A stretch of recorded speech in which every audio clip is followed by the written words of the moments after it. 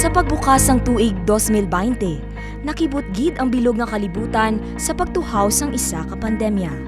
Sa syudad sang Iloilo, nagtuna sang kakulba kagkahadlok sa mga pumuluyo.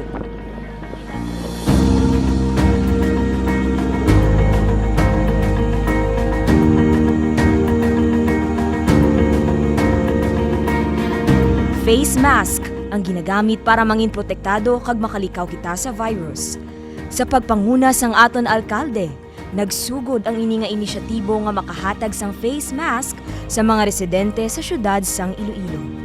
Ang iya bata nga si Raisa Trenyas nagpanguna sang programa nga Ilonggo Artist Against COVID-19 kung sa diin nakalikom sang mga donasyon halin sa mga local artist nga gingamit para maghuman sang face mask.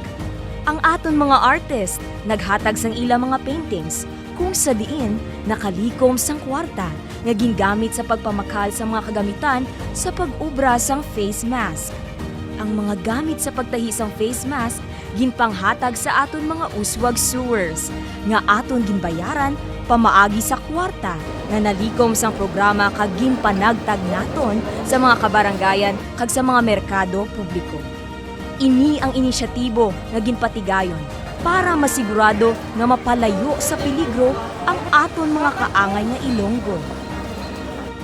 Sa pagtakop sa sininga programa, nakalikom kita sang masobra sa 300,000 nga face mask.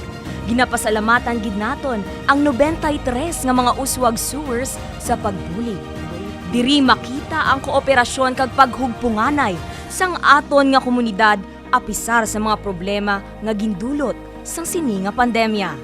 Nakilala gid ang pagbinuligay sa mga pumuluyo sa bilog nga Pilipinas kag gintawag kita nga Wakanda of the Philippines. Mangin mahapos sulbaron ang problema kung ang tanan nagabinuligay. Padayon sa pagbato.